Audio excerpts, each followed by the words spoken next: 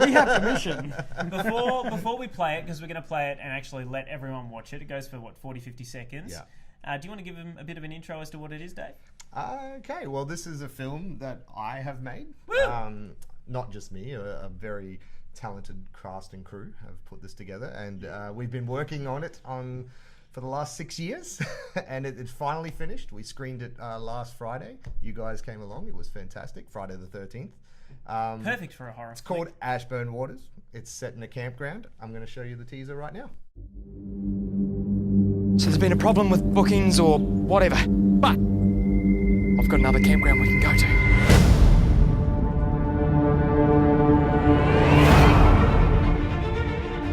And the best part is, we have it all to ourselves.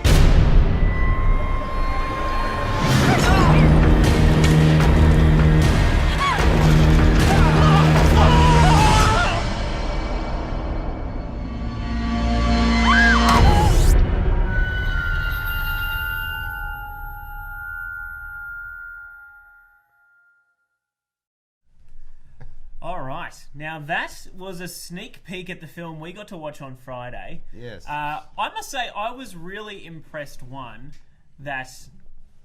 were able to make a feature film in the first place, but huge. that it actually had a lot of the character development that you would expect. Like, that must be so hard to write.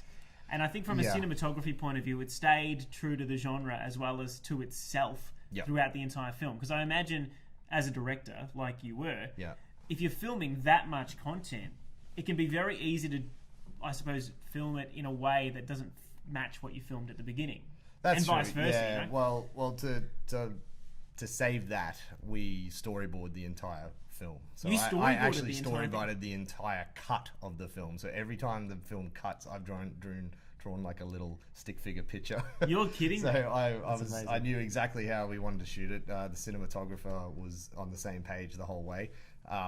But mainly, like you were talking about with character development and things like that, a big problem for me with a lot of horror films is there is very little character development. And in this one, we wanted to try and scare you a little bit, but we wanted to really, form the relationships between all the characters and all that sort of thing, which is what I really care about. So it took a couple of drafts, it took a couple of goes and a couple of bad drafts. But I think we've got it to a point where it worked. One thing I always dislike about horror films is sometimes it feels like getting the characters to the situation in which they will face the horrors, find their demise, it can be really forced. Yeah. But I actually think because you used a human element in this film, and I don't want to spoil it, but basically because one of the characters who's trying to get the band back together is so desperate to get the band back together that when his plans don't work out, he thinks, well, I'm just going to go to this campground, sure, it's going to be fine. I actually thought that was a really good way to get the characters to the place that you needed them to be. So No one just goes to a campground like this. no, but well, the idea for those who don't know is that Ashburn Waters is a campground that has been shut down because of unexplained murders, and then this old group of high school friends meet up there, and that's what you're talking about. despite the fact that he's warned, he's clearly warned. It's like many times. Like, look, our campground is full. The one down the road is completely open. There were some mysterious murders there, though, and he's like, but it'll be free. Great. That whole first scene of the film, you shot it during school? Yeah. Yes. So the opening scene of this film, we actually shot 2 years before the rest of it. So we shot that 8 years ago. I was at film school, and it was my end of year project.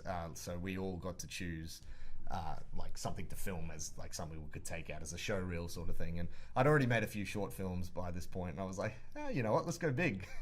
Originally I wanted to shoot the whole film, which was way too big, obviously, because it took me 6 years to get it done. But we shot the opening scene, which you can actually find on YouTube. If you look up Ashburn Waters, you'll find it. And we used that to get some financial backing to do the rest of the film. Yeah. And I've kept it in there because we loved it so much. And, Yeah, well, it worked so well. So. It fit in, didn't it? Yeah, because I was a little worried that it wouldn't match with the rest of the film, but I think it does. I thought it did really well, because it's essentially like a flashback almost. You know what Yeah. I mean? It's the prequel to the film. That's right. Yeah, Proper. yeah. It's the Colin Trevorrow's Battle at Big Rock. Well, look, I really enjoyed it. My fiance thanks, did as man. well. The one thing that she pointed out on the way home is, your real bitchy character. She's like, she reminded me a bit of Kim from Kath and Kim at points. She's a bit Kimmy. Yeah, just she's as like, a little bit. Maybe that's thinks she's better than she is, as a character, and like loves to give a lot of side eye. And I was just like, oh my god, I can see it now. I love that. But no, it was really well shot, and I actually think your brother was one of my favorite characters. Fantastic. He's my favorite character. Yeah. I wrote that character, and I really needed like a really bogan type character. And my brother is exactly that. Hey boy.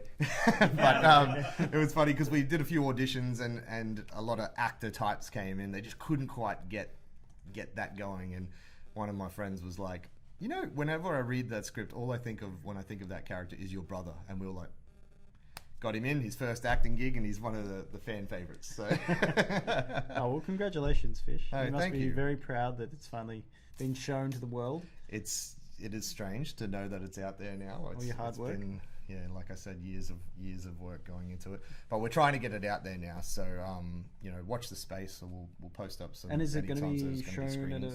a festival anytime There soon? is a festival coming up called the Bayside Film Festival, which we'll be showing at in Brisbane, in Melbourne here in Bayside.